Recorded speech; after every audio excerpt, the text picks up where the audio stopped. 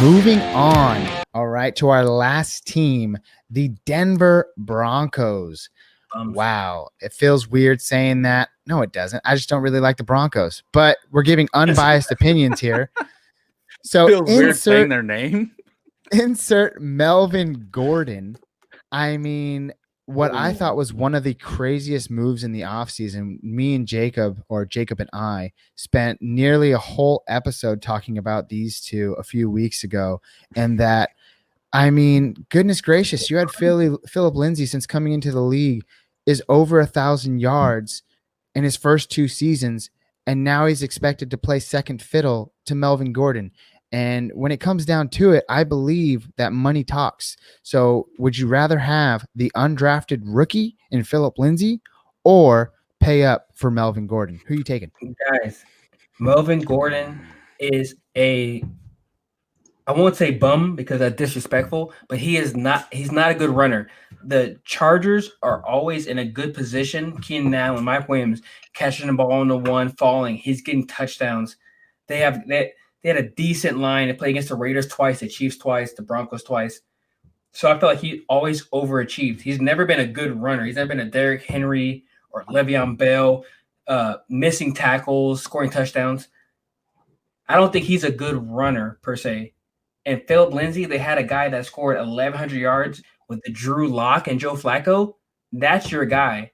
They spent money on Melvin Gordon, I believe, for no reason. They didn't need to. I'd rather just keep Freeman. Yeah. For no reason.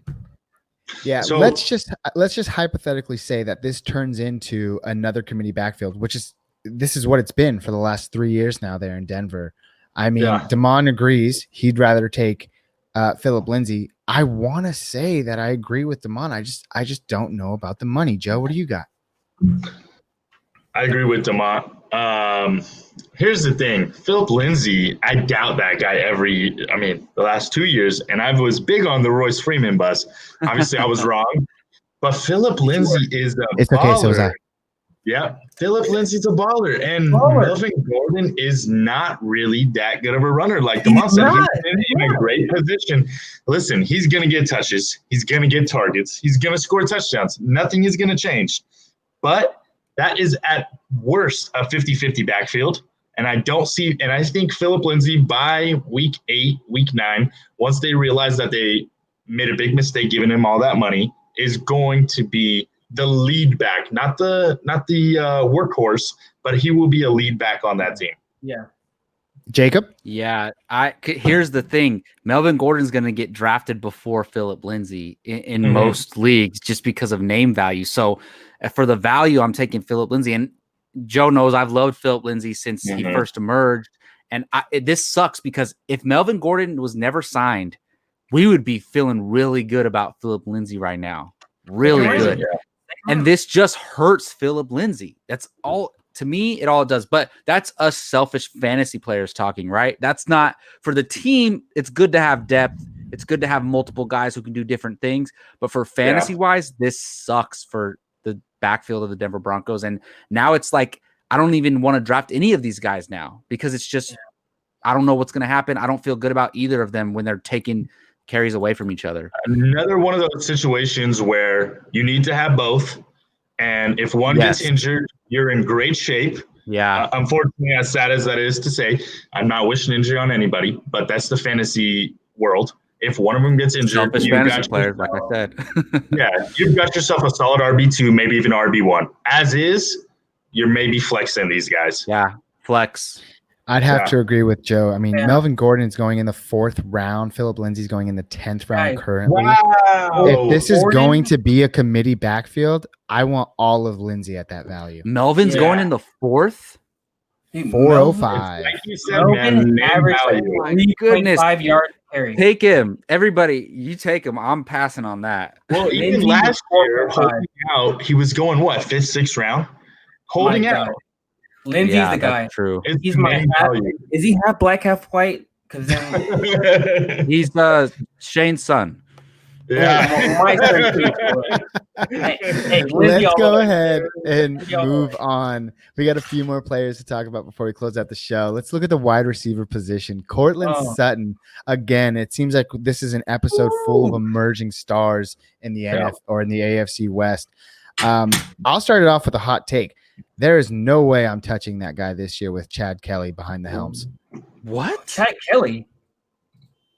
Who's the quarterback there in Locke? Denver? Drew Locke. So Dude, sorry. Hey, Drew cut Locke that part out. Cut that part out, Oh guys. my If we give you God. second I round will. advice, Hey, but the baby was hey, crying that's during like that 12th segment. round Jay, cut it out, advice. dude. The baby was crying. All right, hold on. Reset. Cut it out, and I'll rephrase When it. Ready? Flacco was the quarterback. Sutton was the Hold on. 13 Cut wide receiver. and go. Oh, Yeah, go ahead. I'll take a hot take here and say that Cortland Sutton, I'm not touching him this year with Drew Locke at quarterback. What do you guys got to say about it? With think you're Flacco, crazy. Sutton was the number 13 wide receiver. With the Drew Locke, the current quarterback, this motherfucker was like number 48. And I can't even name 48 wide receivers right now. So listen, no. he had 124 targets. He finished with over 1,100 yards. He had 6 touchdowns. I slept on him last year, too. He was a second-round pick in 2018. And listen, bringing Jerry in is not necessarily going to hurt him because I think there's enough targets to go around for both of them. And I like both of them. I'm easily taking Sutton above him. And listen, he proved me wrong 2 years in a row. He made me look foolish. I remember Shane had him last year, and I was like, and he's like, oh, I got all the wide receivers. I'm like, what? Who cares about Sutton? I'm not even sure he was drafted in the top 10 rounds last year, but he's a big money player. 6'4", 24 years old. Jerry Judy is a dynamic route runner, though. Hey, Jerry Judy's it's only going to help. It's only going to help each other. They're only going to help each other. Like Joe said, I'm all about Cortland Sutton. I'm with you, Joe. I doubted Cortland Sutton these past 2 years, and I didn't draft him in any league. And now I'm like, damn, I wish I had him, especially like you said, our buddy Shane has him in the Dynasty League. I'm like, let me get that. Let's make a trade, boy. Like, I want that. Cortland Sutton. Right. I'm all about Cortland Sutton this year. Gabe, do you have an ADP for him? I do. He's currently going he's going at the back of the 6th round. So 6'10". I'll take that all day. Now, let me ask you this. Gut feeling, guys. Gut feeling. We're going to do rapid fire questions here. Gut feeling, and I'll go with Jacob first. Jacob, Cortland Sutton or T.Y. Hilton? T.Y. Hilton. Okay. Joe, Cortland Sutton or Tyler Lockett? I'm a Lockett guy. But I'll take him over Tyler. And last but not least, DeMont. Let's see, Cortland Sutton or Devontae Parker? Oh, shit. Devontae Parker. Yeah. So it looks like you guys all chose other players. They're all going around the same area in ADP. Tyler Lockett 6.8. T.Y. Hilton 6.5. So they're all right around there. Players that you might see on your draft board, and you might have to make a decision. And your gut said otherwise. But that's not to say. What do you guys think about Drew Locke? Do you think Drew Locke can support, a fantasy wide receiver 1 for NFL purposes? For fantasy purposes? Dude, he averaged 6.8 yards a throw. No. Yeah, I'm gonna have to agree with Damon on that. I'll give you guys I don't think Cortland Sutton's I think Cortland Sutton's a guy who can perform regardless of quarterback play. That is a fair assumption. I'm not necessarily going to push this into book it down territory. I'll say it's a good thing that we can look at as we get closer to the season and maybe have a small sample size. I just don't think we have a lot there with Drew Locke as quarterback already pertaining to last season. So let's get a few more games under our belt and see how things are shaking out, and we'll revisit that situation shortly. Guys, I guess we could talk about Drew Locke really quick, but that's our last player. What are you guys thinking? Noah Fant? What about Noah Fant? Tight end Noah Fant. How could I forget about him? First rookie receivers to score the receiver 500 yards. I remember DeMont was big on him last year. Yeah. And he was one of the best he receiver 500 yards. He was a good rookie tight end. So DeMont is this is probably a better question coming from our host, but let's see if you agree with me on this. Is he a top 10 tight end this year? Yeah. like 11-10, like 10-11. Yeah. I'll take that. Jacob? Man, I think he's more in like 12 spot. Yeah, I don't think he finishes inside the top 10. I do believe that there are more talented players there. Not to say that any discredit. It is 100% based. It is 100% I think in 2 years he'll be a top 8 tight end. Hold on. How do you believe that? If you believe that Locke is going to take the step to make Sutton good, because Sutton was a bum when he was a quarterback for Sutton. Well, I mean, Drew Locke was a quarterback at the second half of the season, and Sutton did way worse than he did with Joe Flacco. Yeah, but Flacco's got the big arm, right? Doesn't make him a good player. Drew Locke was winning games. Flacco wasn't. But Drew Locke was winning games like how Peyton was winning games that Super Bowl year, barely. Yeah. Well, Von Miller was the number 20 overall pick last year, not in fantasy, in real life. And Drew Locke was his second-round pick. Those two are going – I think they're good. I think they're going to be a lot better than they were last year. I'm taking Drew Locke over a guy like Dwayne Haskins all day, every day. Book it twice. So I don't know if it's book it down territory, but I would probably agree. Haskins is dynamic. Drew Locke is he'll do calculus for you. No, Haskins is the second coming of Jamarcus Russell. It's unfortunate. Hey, don't bring that name up ever, dude. Why would you ever bring that name up? Oh my goodness, guys! Jacob, wow. You got any last words? Any last takes? I am good, man. I'm not really. If I can get Cortland Sutton early on, but other than that, I'm not touching much Bronco players. We didn't talk about Jerry Judy, guys. I know we. Oh my goodness! But, what's his ADP, Gabe? Is he fantasy relevant this year? What? Let's start off with that. You think Jerry Judy is fantasy? I mean, you have a second-year quarterback in Drew Locke who didn't really provide any sort of fantasy value for Cortland Sutton.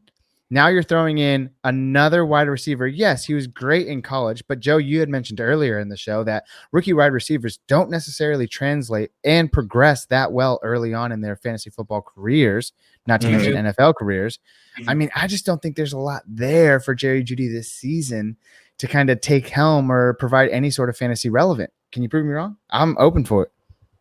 Last year, and I know what I said, and I don't not believe it, but last year we had Deebo Samuel, Terry McLaurin, we had DK Metcalf, and I know I'm missing a couple guys. You are. So it's not necessarily that rookie wide receivers can't be fantasy relevant. They're just unpredictable. And you never know who's going to be the ones that break out. I think Jerry Judy is the one that is going to have a fantasy relevant year more than his counterparts. Hold on. Can we do Judy, Lamb, Ruggs, who finishes ahead of each other real quick? Ayuk. Who do we have? Jerry Lamb. CeeDee Lamb and Henry Ruggs, Judy. Who finishes ahead of each other? Judy. I believe that the opportunity is there for Jerry Judy. However, I believe that his quarterback play is the worst of all three. However, I will still take Jerry Judy there. You wouldn't take Ruggs, Gabe? I'm sorry, Damon. I love you. Wow. Okay. I think Jacob might be right with CeeDee Lamb. Hold on. He's got Amari Cooper. Jay, who do you take? Oh, I take CeeDee Lamb all day. He's my predicted rookie breakout this season. Over Ruggs, dude? Yeah.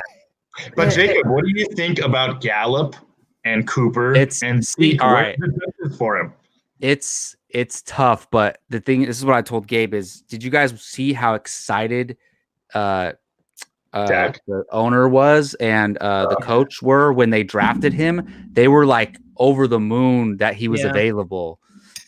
So like Jerry Jones, and I think they really like this guy. And the thing is, Michael Gallup's really good. Amari Cooper's borderline wide receiver 1. So it's tough, and we rarely see 3 guys being sustainable, but I think 2 of them are going to be great to really good. So I don't know. I really like CeeDee Lamb. I think if anything, like let's look at, there's some rookie wide receivers, right? Like maybe even Ruggs, where a lot of attention is going to be on him. I think because Cooper and Gallup are there, there's going to be less attention on Lamb, making more opportunities for him, leaving the field open. So I really like CeeDee Lamb a lot. I have to That's agree with Jacob just because Lamb curved his girl during draft day. Snatched his phone out of his girl's Dude, hand. Like He looks like a superstar, and his name is awesome. Jacob, Yeah, you're right. I have to agree with you as well, but guess what? You're getting into a different division for a different day. So okay. we are going to close out today's show.